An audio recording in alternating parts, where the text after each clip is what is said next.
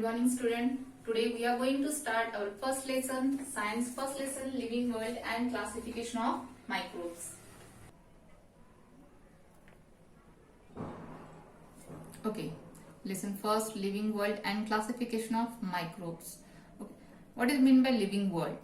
Living world means living creatures, living animals, living plants which are included in this living world. And classification of microbes. तो पहले microbes मतलब क्या होता है? Micro organism जो हमें खुली आंखों से जिसको हम देख नहीं सकते, it is called as a microbes. और उनका क्लासिफिकेशन अब हम ये लेसन में देखने वाले हैं. तो before moving towards our lesson, just we have to introduce first our first point, biodiversity and need of classification. तो बायोडाइवर्सिटी मतलब क्या? तो बायो का मीनिंग होता है जीव, ठीक है. बायो का मीनिंग होता है जीव, और डाइवर्सिटी मतलब उसमें मिलने वाली विविधता. तो बायोडाइवर्सिटी जैविक विविधता जिसको बोलेंगे. And need of classification. Need of classification, क्या जरूरत है हमें इस जैविक जितने भी लिविंग थिंग्स फाउंड होते हैं उनकी क्लासिफिकेशन की, तो ये हम इसमें देखेंगे. तो सबसे पहले बायोडाइवर्सिटी मतलब क्या होता है? तो biodiversity also called as a biological diversity. इसको बायोलॉजिकल डाइवर्सिटी बोला जाता है. The variety of a life found in the place on the earth, जहां पे अर्थ के ऊपर डिफरेंट तरह के variety of animals, variety of plants, that means different तरह की लाइफ जो है उसमें हमको वैरायटी फाउंड होती है. It is called as a biodiversity. Living organism adapted according to the geographic region, food ingestion, defence etcetera. While adapting, many differences are observed in the organism of a same species. तो देखो, जब ये living organism अर्थ के अलग अलग place पे रहते हैं तो वो वहां के जियोग्राफिक रीजन मतलब किस जगह पे रहते हैं, अलग अलग जगह पे अलग अलग क्लाइमेट प्रेजेंट रहता है, अलग अलग सॉइल प्रेजेंट रहती है, उसके हिसाब से वो अपने को ढाल देते हैं. उनका फूड वहां का अलग रहता है. फूड इंजेशन मतलब होता है इनटेक करना, लेना. फूड इंजेशन का उनका अलग रहता है. डिफेंस मैकेनिज्म उनका अलग रहता है, और इस वजह से उनमें बहुत सारे चेंजेस हो जाते हैं. तो ये जो चेंजेस हैं वही चेंजेस को बोला गया है बायोडाइवर्सिटी. अब इस चेंजेस में क्या होता है, बहुत हमको इसी चेंजेस की वजह से अलग अलग तरह की स्पीसीज जो है हमको दिखाई देती है. तो स्पीसीज मतलब क्या होता है, जिसको हम प्रजाति बोलते हैं. यहाँ पे हम सिंपल में देखेंगे कि स्पीसीज मतलब क्या होता है. Means a group of a plant, animals, that means living things that are all the same and that can be breed together. जो क्या है, उनका एंसेस्टर सेम है पर उनमें कुछ थोड़ी बहुत चेंजेस हो गए हैं. It is called as a species. अब ये तो हो गए हमारे अलग अलग तरह की बायोडाइवर्सिटी हमने देखी यहाँ पे. अब इतना सारा जैविक विविधता हमको ऑब्जर्व हो रही है. अब इनकी अगर स्टडी करना है हमें, तो इतने सारे लिविंग थिंग्स की स्टडी हमें पॉसिबल नहीं है. तो इनको कैसे करना है, इनकी स्टडी कैसे करनी है, इनके बारे में जानकारी कैसे लेनी है, तो हमको इनको क्लासिफाई करना बहुत जरूरी है. तो ये आता है क्लासिफिकेशन के अंदर. तो what is the need of a classification, क्यों जरूरी है? तो अगर हम देखेंगे तो 2011 के सेंसस के हिसाब से, सेंसस का मतलब क्या होता है? सेंसस का मतलब होता है जहां पे काउंटिंग. तो 2011 के सेंसस के हिसाब से around 87 million species are found on earth. Earth के ऊपर 87 मिलियन स्पीसीज जो है दिखाई दी. अब आप लोगों को तो पता है 1 million is equal to 10 lakh. तो 87 मिलियन मतलब आप लोगों को अच्छे से पता है. To study such a vast number of a living thing, it was divided into groups and sub groups. तो 87 मिलियन स्पीसीज के सभी कैरेक्टरिस्टिक मतलब वो कैसे है, उनका फूड इंजेशन कैसा है, किस जगह पे रहते हैं, वो उनका डिफेंस मैकेनिज्म कैसा है, उनमें क्या खासियत है, ये सब हमें ध्यान में रखना. ये सब चीजों की जानकारी लेना हमें पॉसिबल नहीं है. इस वजह से इनको ग्रुप्स और सब ग्रुप्स में क्या किया गया है, डिवाइड किया गया है. हो गया sir. The process of divide is called as a biological classification. तो ग्रुप्स और सब ग्रुप्स को क्लासिफाइड करना, सब ग्रुप्स में ऑर्गेनिज्म को क्लासिफाइड करना, it is called as a biological classification. Now अब आपके इसमें ऊपर में क्वेश्चन दिए हुए हैं बुक के ऊपर में. कैन यू रिकॉल, जो आपको 7th स्टैंडर्ड में था उसमें से आपको कुछ बताया गया है. What is the hierarchy for classification of living organism. Now what is mean by hierarchy? तो hierarchy means a system or organism. Hierarchy means a system or organism that has a many levels from lowest to the highest, जहाँ पे lowest से लेके highest तक जो है उनको classified किया गया है. अगर हम हियरार्ची ऑफ क्लासिफिकेशन देखें तो जहाँ पे किंगडम जो है ये फर्स्ट रैंक पे आता है. ठीक है. उसके बाद में जो ऑर्गेनिज्म है उनको सबसे पहले किंगडम में क्लासिफाइड करते हैं. दैट मीन्स वो प्लांट है, एनिमल्स है, फंगाई है, उसको बोला गया है किंगडम. देन फाइलम, फाइलम के बाद में क्लास, देन ऑर्डर, ऑर्डर के बाद में फैमिली, फैमिली के बाद में जीनस और एट लास्ट स्पीसीज. तो it is called as a hierarchy of classification. Now second question, who invented the binomial system of nomenclature. अब ये बायनोमियल नॉमेनक्लेचर जो सिस्टम है ये किसने इन्वेंटेड की. Now first, bi means two और नॉमियल मीन्स नेम. ये जो दो नाम की सिस्टम है ये किसने क्लासिफाइड की, तो ये क्लासिफाइड की, ये इन्वेंट की कार्ल लीनियस. ये जो कार्ल लीनियस है ये साइंटिस्ट है, इन्होंने बायनोमियल नॉमेनक्लेचर सिस्टम जो है ये इन्वेंट की. Then third question, which levels of hierarchy are considered while writing the name in a binomial nomenclature.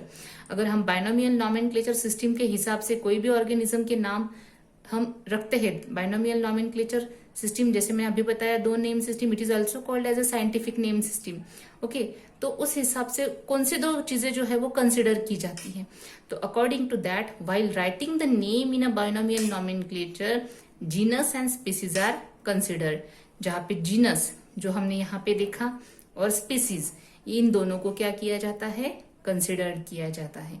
अब जीनस मतलब क्या, तो genus means a group into animals, plants, etc. That means living things that have similar characteristic, जिनका क्या है characteristic same है, are divided smaller than family and larger than a species.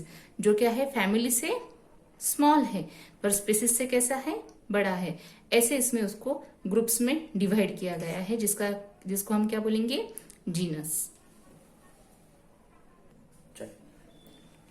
Before moving toward the classification, we know हमको ये history पता होनी चाहिए. तो हिस्ट्री क्या है, क्लासिफिकेशन किसने स्टार्ट किया, किसने मतलब इसके ऊपर स्टडी की और कैसे एनिमल्स और अलग अलग लिविंग थिंग्स को क्लासिफाइड किया. तो इसमें सबसे पहले हम देखेंगे कार्ल लीनियस. तो कार्ल लीनियस इन 1735 divided living world into two kingdoms. उन्होंने क्या किया, जितने भी लिविंग थिंग्स थे उनको दो किंगडम्स का मतलब होता है जैसे हम जिसको साम्राज्य बोलेंगे, राज्य, दो किंगडम्स में उन्होंने डिवाइड किया. फर्स्ट वेजिटेबलिया, जिसको हम प्लांटी भी बोलते हैं, all plants include in this vegetabilia. And second animalia, जिसमें सभी के सभी एनिमल्स इंक्लूड होते हैं.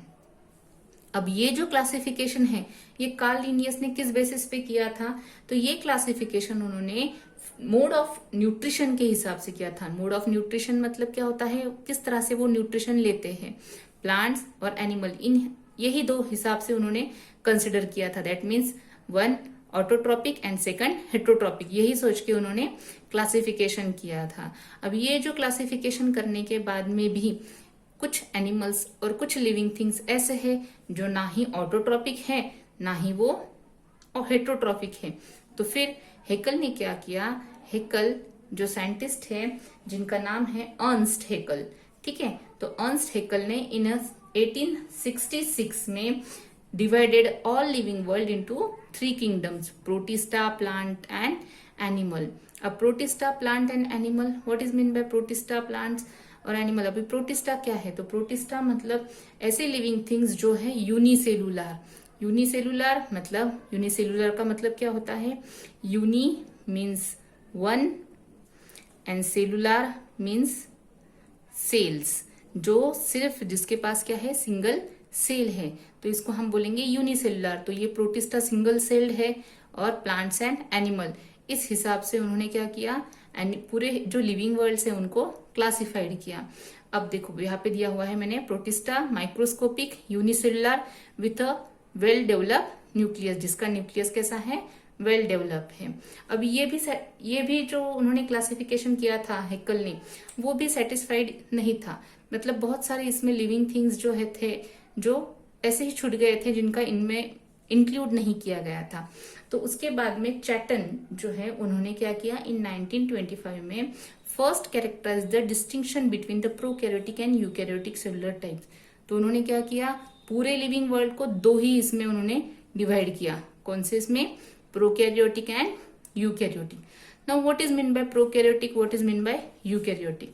तो प्रो मीन्स, प्रो का मतलब होता है बिफोर, ठीक है, और कैरियोटिक जिसको हम बोलेंगे न्यूक्लियस, ठीक है। तो जिसका न्यूक्लियस जो है, न्यूक्लियस डेवलप होने के जो पहले सेल्स थे, तो इसको बोलेंगे प्रोकैरियोटिक सेल। और यूकैरियोटिक मतलब क्या होता है, आफ्टर डेवलपमेंट ऑफ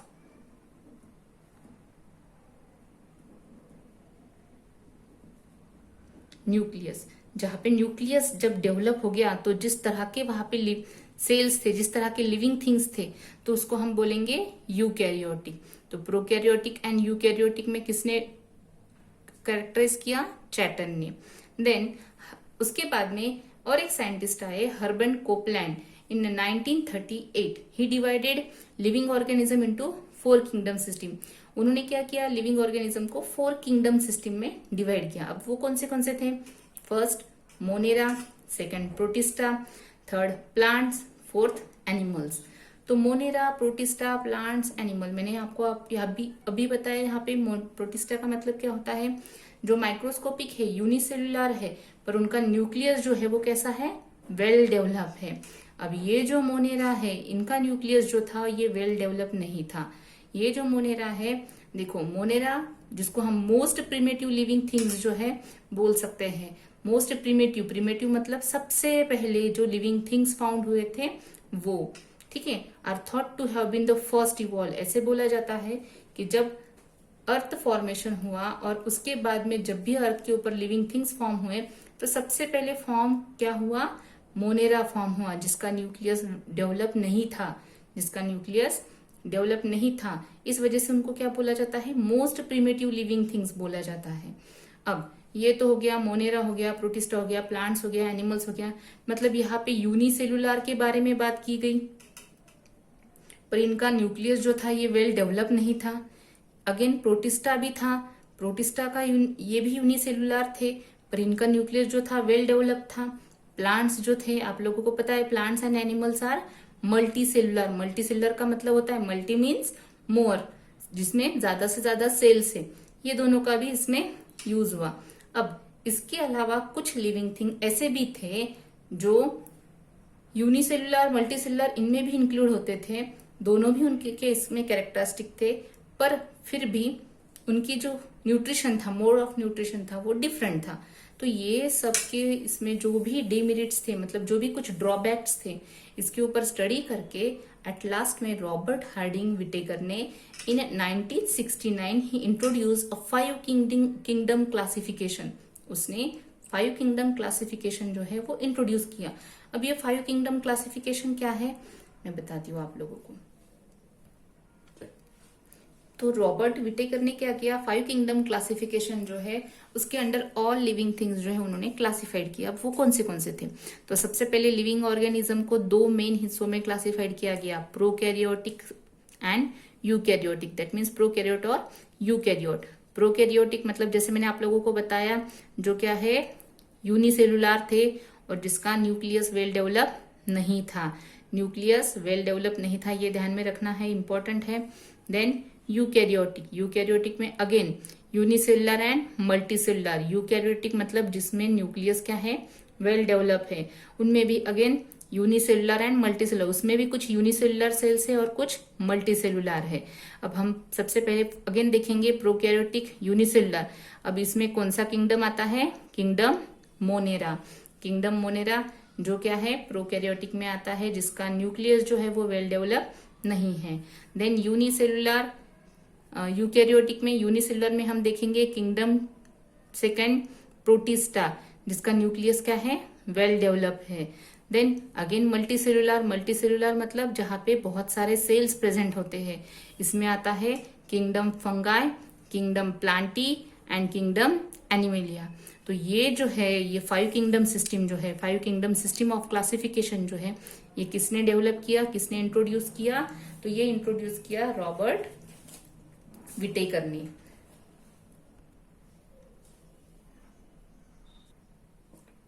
तो जैसे मैंने आप लोगों को बताया कि रॉबर्ट विटेकर ने क्या किया, 5 किंगडम सिस्टम जो है वो उसने इंट्रोड्यूस की। अब ये जो किंगडम सिस्टम उसने इंट्रोड्यूस की, तो ये किस बेसिस पे उसने की?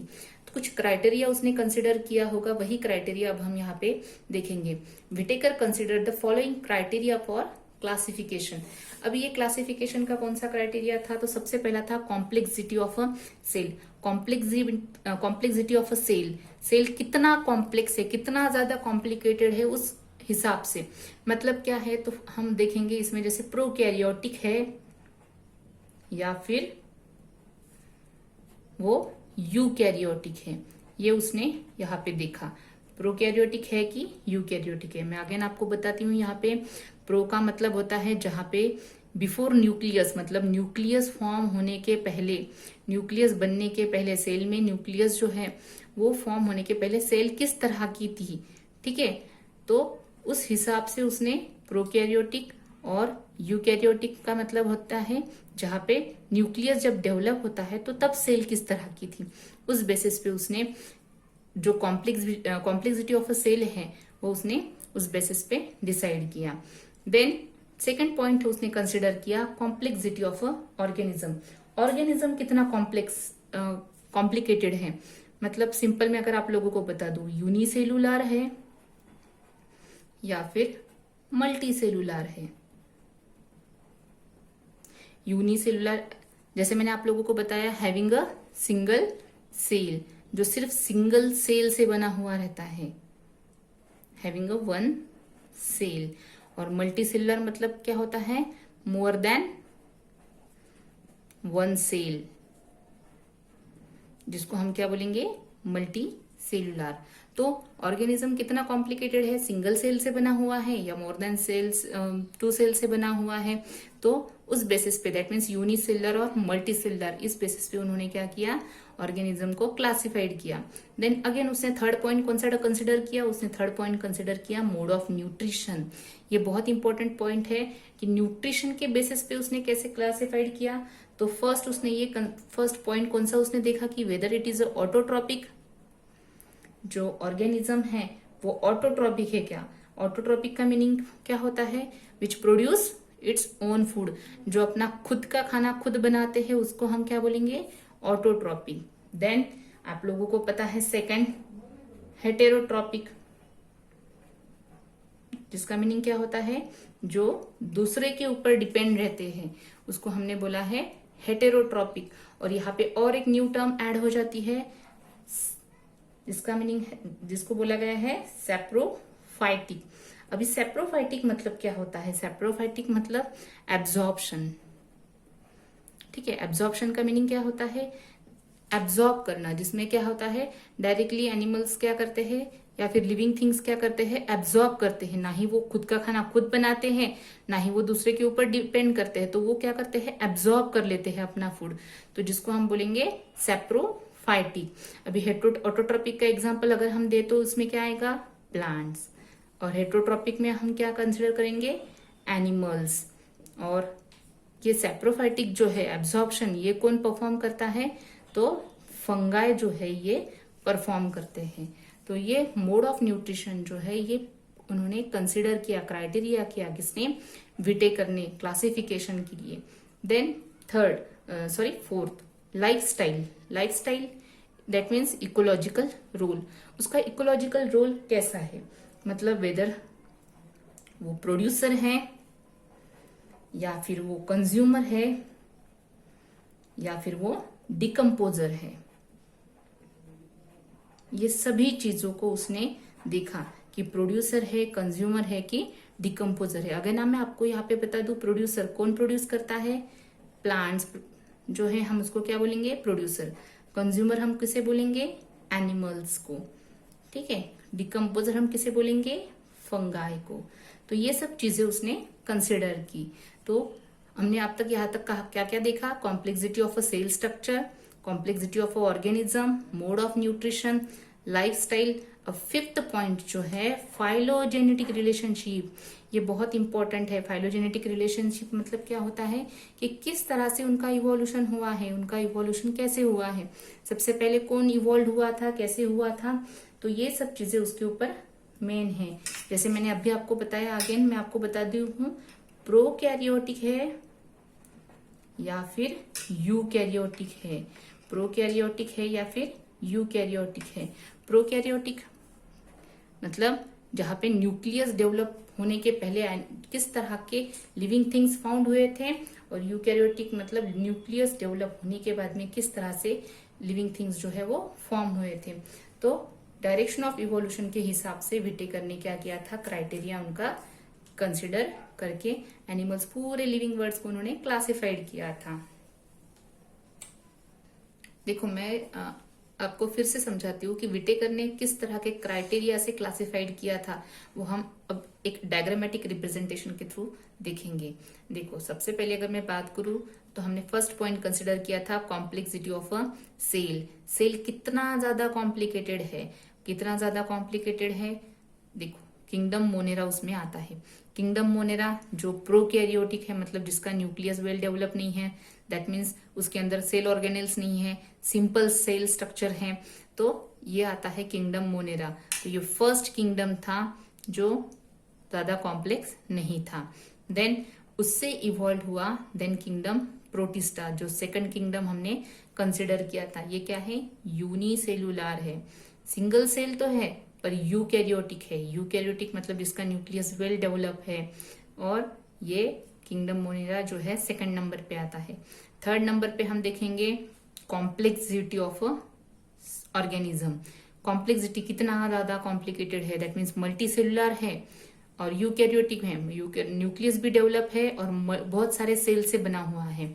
तो उसमें आता है थर्ड नंबर पे kingdom Plantae, kingdom fungi and kingdom Animalia. Kingdom Animalia means animals. अब अगर हम नेक्स्ट उसका देखेंगे तो मोड ऑफ न्यूट्रिशन कैसा है, मोड ऑफ न्यूट्रिशन कैसा है, फोटोसिंथेसिस कौन करता है, किंगडम प्लांटी जो है ये फोटोसिंथेसिस करते हैं, जिसको हमने क्या बोला है, ऑटोट्रॉप्स बोला है। देन मोड ऑफ न्यूट्रिशन अगर हम फंगाई का देखें तो एब्जॉर्प्शन करता है, जिसको हमने क्या बोला है, सेप्रोफाइट्स बोला है, जो क्या करते हैं, एब्जॉर्ब करते हैं अपना फूड। और थर्ड अगर हम देखेंगे तो एनिमलिया, किंगडम एनिमलिया, ये क्या करते हैं, इजेशन करते हैं। इजेशन मतलब डायरेक्ट इनटेक करना, दैट मीन्स हेट्रोट्रॉपिक है। अगर हम इनका इकोलॉजिकल रोल देखें तो आप लोगों को अच्छे से पता है, किंगडम प्लांटी क्या है, प्रोड्यूसर है, किंगडम फंगाई क्या है, डिकम्पोजर है, और किंगडम एनिमलिया क्या है, कंपोजर है। डिकम्पोज का मतलब क्या होता है, जो डिकम्पोजिशन करने के लिए हेल्प करते हैं, दैट मीन्स उसको हम क्या बोलेंगे, डिकम्पोजर। अगर हम लास्ट में देखेंगे फिफ्थ क्राइटेरिया उसका विटेकर का, तो डायरेक्शन ऑफ इवोल्यूशन, तो कौन से सेल सबसे पहले इवॉल्व हुई थी, कौन सा, किंगडम मोनेरा सबसे पहले इवॉल्व हुआ था, उससे फिर किंगडम प्रोटिस्टा इवॉल्व हुआ, और then kingdom Plantae Fungi and Animalia. तो ये डायग्रामेटिक रिप्रेजेंटेशन है जो हमें बताता है 5 kingdom system of a class.